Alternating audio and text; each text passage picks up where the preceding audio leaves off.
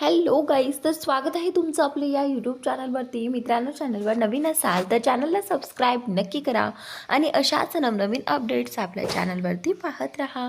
चला तर मग आपण पाहूयात सुना इथे घरा या मालिकेचा आजचा रिव्ह्यू. तर मित्रांनो, आता इथे वृंदा आलेली असते, जी की आपल्या उमाची सर्वात मोठी मुलगी आहे. ती आल्यानंतर तिला असं वाटतं की यांनी हे सगळे असताना मला इथे बोलावलं नाही, फक्त मला एकटीला सोडून हे सगळं करत आहेत. म्हणजे श्रीधरचं लग्न आणि बाकी सगळे खेळ वगैरे सगळं काही एन्जॉय करत आहेत आणि तरीही मला सांगितलं नाही असं तिला वाटत असतं.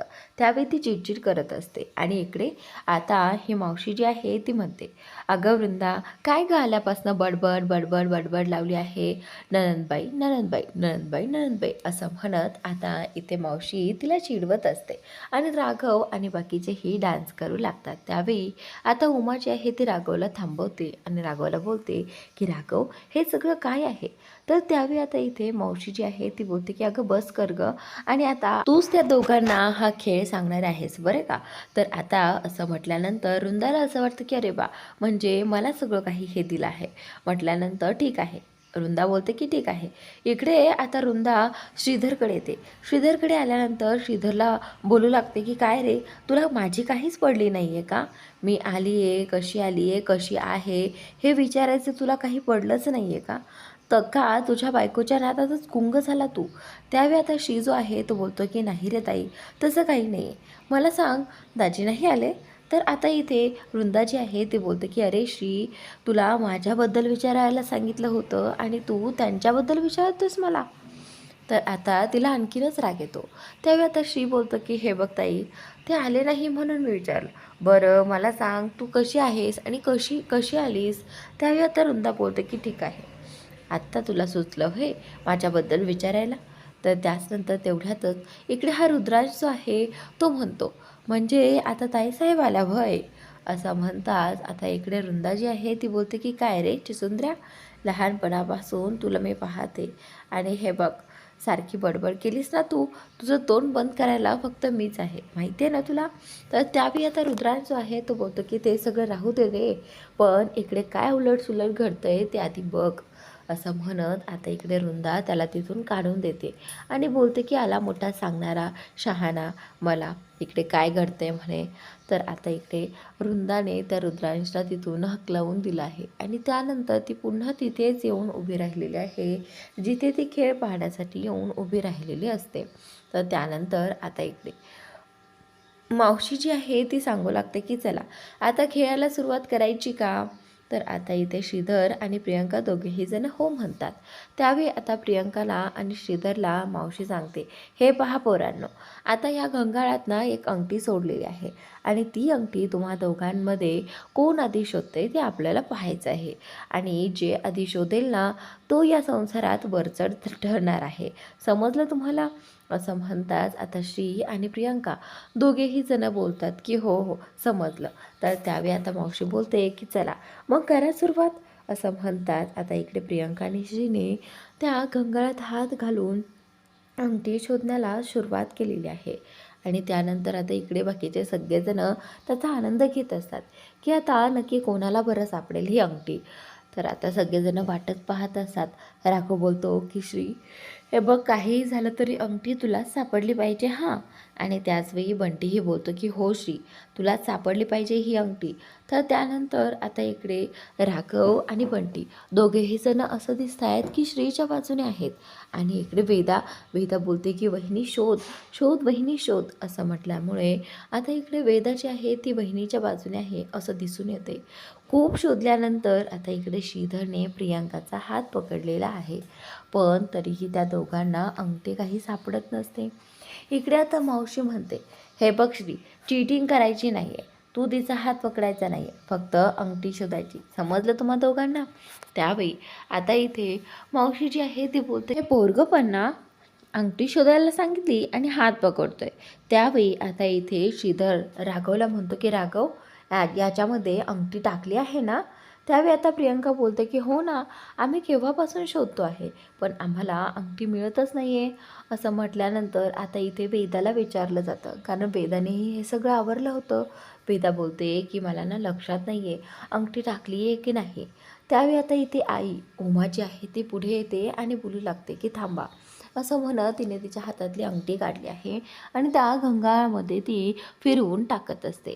तर त्यावेळी श्रीधर आणि प्रियंका दोघेही जण तिच्याकडे पाहत असतात.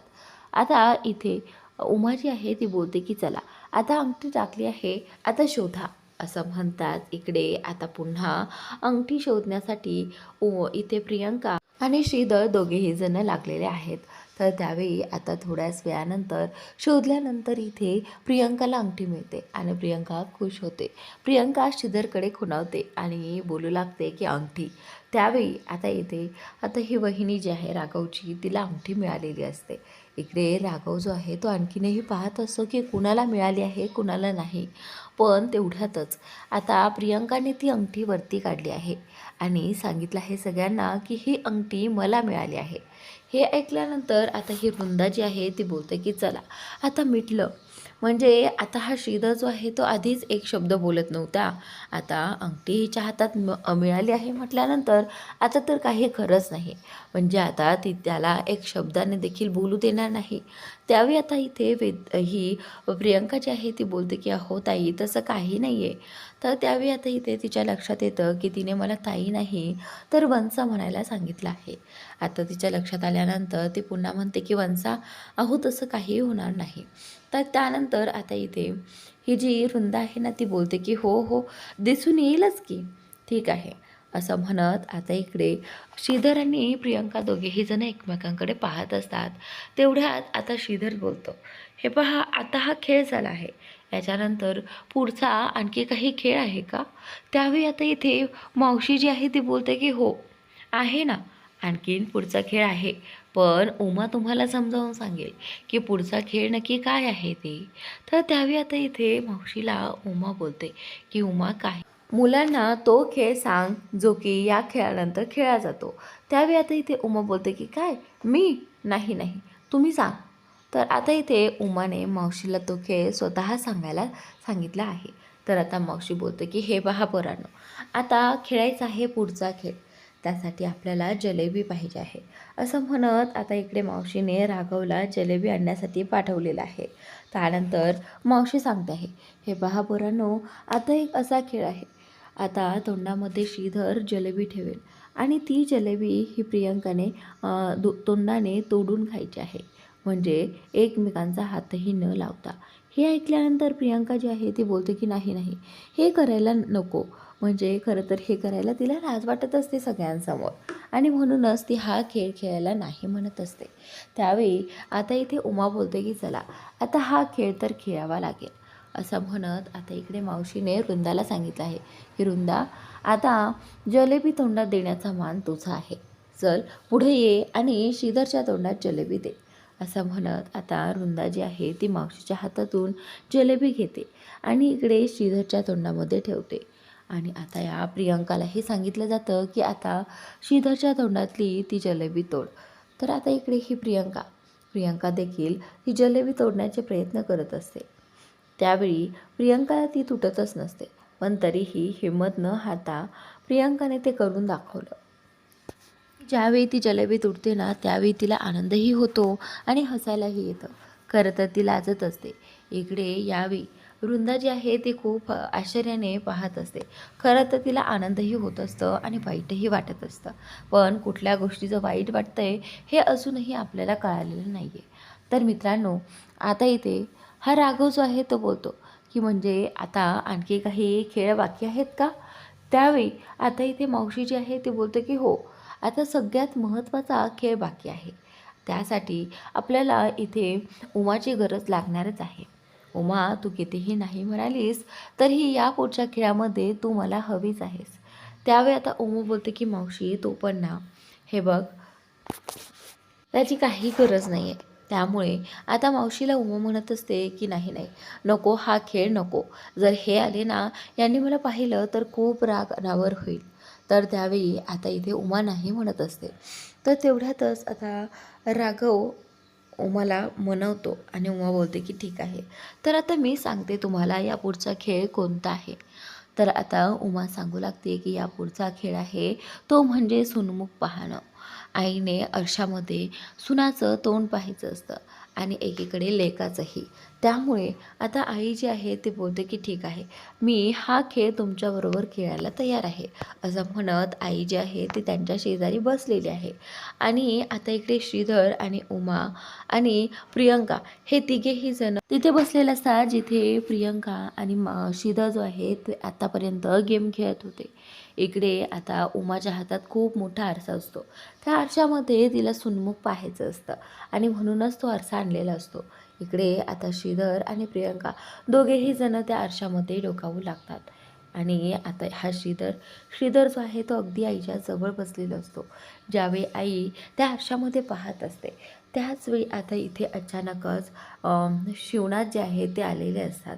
राघव आणि बाकी सगळेजण उभे असतात आणि इकडे उमा आणि प्रियंका दोघेही जण आता सुनमुख पाहत असतात. सगळेजण या खेळामध्ये रमले आहेत. कोणाचंही बाहेर लक्ष नसतं. सगळेजण आता प्रियंकाकडे आणि श्रीधरकडे आणि आईकडेच पाहत असतात. म्हणून आता इथे शिवनाथची गाडी आली आहे हेही कोणाला कळालं नाही. तर आता शिवनाथची गाडी जी आहे ती अगदी गेटच्या आतमध्ये आलेली असते. इकडे उमा जी आहे ती आरशात या मुलांची तोंड पाहत असते. आणि आता शिवनाथ आल्यानंतर इथे उमाच्या चेहऱ्यावर तर 12 वाजतात, कारण यांना काहीही माहीत नव्हतं या खेळाबद्दल आणि ह्यांना आता कळलं आणि मी अशा पद्धतीने ह्यांची साथ देत आहे हे हे आता ह्यांना कळलं आहे. आता ह्यांना हे किती रागावतील माझ्यावरती असं आता तिचं झालेलं असतं. तर त्यावेळी आता इथे उमा उठते. शिवनाथला पाहताच उमा जागेवरून उठते आणि शिवनाथकडे जाऊ लागते. शिवनाथ अजूनही गाडीवरती बसलेला असतो आणि इकडे वृंदाला कळते की आप्पा आले आहेत. वृंदा लगेचच आप्पांच्या जवळ जाते आणि आप्पांना बोलते की आप्पा तुम्ही कसे आहात. त्यावेळी आता शिवनाथ जो आहे तो वृंदाला भेटतो आणि बोलू लागतो की पोरी मी अगदी ठीक आहे, पण तू कधी आलीस आणि कशी आहेस. तर त्यावेळी आता वृंदा जी आहे ती बोलते की मी ठीक आहे आप्पा, पण पहा ना मला या लग्नाबद्दल कुणीच काही सांगितलं नाही आहे. त्यावेळी आता शिवनाथ बोलतो की पोरी आता काय सांगणार तुला. वृंदा बोलते की आप्पा तुम्हीही मला सांगितलं नाही हां. त्यावेळी आता आप्पा बोलतात की आता मी तरी कसं सांगणार. या मुलाने जर स्वतःच्या बापालाच लग्नामध्ये बोलावलं नाही तर सांग मी तुला कसं सांगणार. असं म्हटल्यानंतर आता इथे ही वृंदा जी आहे ती गप्प बसते. खरं तर तिच्याकडे खूप काही बोलायचं असतं, पण आता सध्या तर तिने गप्प केलेलं आहे तोंड. त्याचनंतर इकडे उमा जी आहे ती शिवनाथकडे पाहत असते. उमाला माहीत आहे की आता ह्यांना खूप राग आलेला असेल माझा, कारण मी यांच्यासोबत खोटं बोलली. त्यावेळी आता उमा म्हणत असते की नाही आता काहीही झालं तरी मला ह्यांच्याशी बोलावं लागेल. त्यावेळी उमा शिवनाथकडे आली आहे आणि शिवनाथला म्हणते आहे की चला मी तुम्हाला पाणी वगैरे देते. त्यावेळी आता शिवनाथ बोलतो की उमा हे सगळं काय चाललं आहे. म्हणजे हे पहा तुम्ही मला पाणी वगैरे देऊ नका, तुम्ही तुमचा खेळ कंटिन्यू करा, पण मला अजूनही काही कळत नाही. त्यावेळी शिवनाथ बोलतो की ठीक आहे मी घेतो माझ्या हाताने पाणी, मी जातो आत. त्यानंतर आता इकडे उमाला दिसून आलेलं आहे की शिवनाथ चिडलेले आहेत. त्यावेळी शिवनाथ बोलतो हे बघा मला आत्ता इथे काहीच बोलायचं नाही. तुम्ही तुमचा हा जो काही सोनमुखाचा कार्यक्रम आहे ना तो पार पाडा आणि निवांत या आतमध्ये. असं म्हणत शिवनाथ जो आहे तो आता आतमध्ये जातो आणि शिवनाथ आतमध्ये गेल्यानंतर इकडे उमा जी आहे ती देखील शिवनाथच्या पाठीमागे आतमध्ये जाते आणि त्यावेळी शिवनाथला समजवण्याचा प्रयत्न करते. त्यावेळी उमा शिवनाथला हे सांगते अहो ऐका ना, म्हणजे मला मावशींनी फोर्स केला होता आणि मावशी म्हणाल्या की हे बघ सत्यनारायणाची पूजा झाली आहे, मग आता हे खेळ खेळायलाच हवे, त्यामुळे आम्हाला हे करावं लागलं. तर त्यावेळी आता इथे शिवनाथ जो आहे तो बोलतो की उमा मीही मुलांचा बाप आहे, जसं तू मुलांसाठी वाईट ठरतेस तसं मीही वाईट ठरत असेलच ना. हे बघ तुला कळतं आहे का मला काय म्हणायचं आहे. तू मला म्हटली होतीस की मी जोपर्यंत माफ करत नाही तोपर्यंत तू मुलांना माफ करणार नाही. मग मला सांग तुला जर माफ करायचंच आहे तर तू माझ्या आशेवर का बसली आहेस. तर त्यावेळी उमा जी आहे ती बोलते की हे पहा तुमचा जो काही डिसिजन असेल ना तो माझा आहे आणि म्हणूनच आत्तापर्यंत मी त्यांना माफ केलेलं नाही. त्यावेळी शिवनाथ जो आहे तो बोलतो की हे बघ उमा तुझ्या बोलण्यातून तुझ्या वागण्यातून सगळं काही दिसत आहे, त्यामुळे प्लीज आता खोटं बोलू नको. तर त्यावेळी की आता इथे उमा बोलते की नाही हो, मी खोटं काही बोलत नाही. तर त्याचनंतर आता हा शिवनाथ जो आहे उमाला सांगतो की उमा सांगा, मी कशामुळे हे सगळं नाही करत आहे. म्हणजे मुलांपासून दूर राहण्याचा प्रयत्न करतोय, मुलांवर रागवण्याचा प्रयत्न करतोय, मी हे सगळं कशासाठी करत आहे. त्यावेळी आता इथे ही जी उमा आहे ना, ती म्हणते की हे पहा, मला माहीत आहे तुमचं आपल्या मुलांवर खूप प्रेम आहे. त्यावेळी आता शिवनाथ जो आहे तो उमाला म्हणतो की उमा, तुम्हाला वाटत असेल की माझं राघववर इतकं प्रेम नसेल, पण नाही उमा, तसं नाही आहे. मी माझ्या तिन्ही मुलांवर तितकंच प्रेम करतो जितकं तुम्ही करता. पण फरक एवढाच आहे, मला कठोर व्हावं लागते. आज माझ्या श्रीधरने असं लग्न केलं, उद्या पुढे जाऊन माधव आणि राघवने हे असं लग्न करू नये, म्हणून मला थोडं कठोर व्हावं लागते. जर मला सांग, मी आत्ताच त्यांच्यासमोर एकदम आपला नरम झालो तर त्यांना असं वाटेल की आपा तरी काय, थोड्या वेळ रागवतात आणि दुसऱ्या दिवशी माफ करतात. त्यामुळे मला हे कंटिन्यू करायचं आहे आणि तेही किती दिवस करेल ते सांगता येत नाही, असं आता इथे हे जे काही शिवनाथ आहे ते म्हणत असतात. त्यावेळी शिवनाथचं म्हणणं अगदी योग्य असतं. जर एका मुलाने ते केलं आहे आणि त्याला आपण माफ केलं तर दुसराही ते करायला मागे पुढे पाहणार नाही. आता इथे उमा जी आहे ते बोलते की खरंच तुम्ही किती छान विचार करतात ना. तर त्यावेळी राघव खिडकीतून हे सगळं बोलणं ऐकतो आणि राघवला कळतं की आपणचा त्यांच्या मुलावर किती जीव आहे आणि हे सगळं ते का करत आहेत. हे पहा, राघवच्या पप्पांना म्हणजे शिवनाथला वाटत असतं की एका मुलाचं लग्न असं झालं आहे तर दोन मुलांचं लग्न तो थाटामाटात करेल आणि तेही अगदी गाववाल्यांना म्हणजेच लोकांना सगळ्यांना सांगून आमंत्रण देऊन.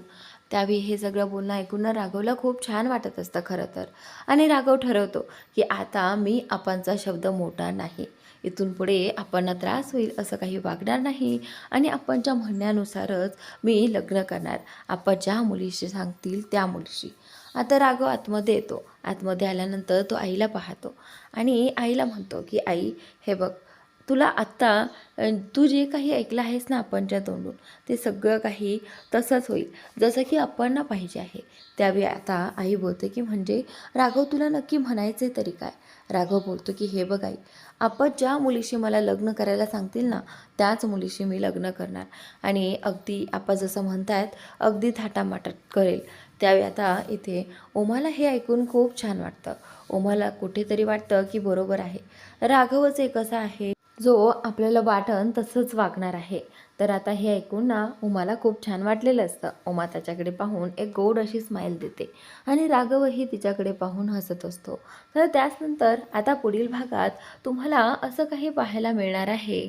आता श्रीधर आणि प्रियांकाचे दिवसभराचे खेळ खेळून झालेलेच असतात, पण आता बंटी आणि राघव बोलतात की आता इथून पुढे कुठला खेळ खेळायचा आहे. त्यावेळी बंटी राघवला सांगतो की आता राघव, मधुचंद्रेची रात्र, आता हा खेळ खेळायचा आहे. तर हे म्हटल्यानंतर राघव हसतो आणि मामांनाही हसायला येतं. त्यावेळी राघव आणि इथे बंटीने खूप सारी तयारी करून ठेवलेली असते, अगदी बेड वगैरे सजवलेला असतो.